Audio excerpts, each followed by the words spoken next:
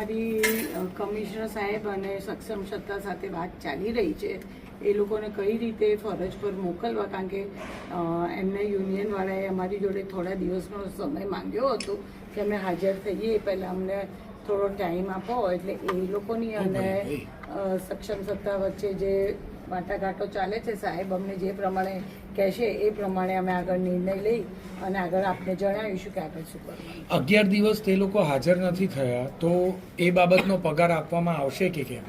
હવે એ આગળ સક્ષમ સત્તા જે નક્કી કરશે, કાં તો એમની એબ્સન્સ પૂરવામાં આવશે અને જો એ લોકો કંઈ આગળ કઈ રીતે અમને ઓર્ડર મળે છે એ રીતે અમે આગળ પગલાં એના લઈશું. બેન, ઘણા એકમો એવા છે કે જે જર્જરિત થઈ ગયા છે, તો તેને લઈ અને એ વિભાગો ચાલુ રહેશે, બંધ કરાશે, રિનોવેશન શું સ્થિતિ?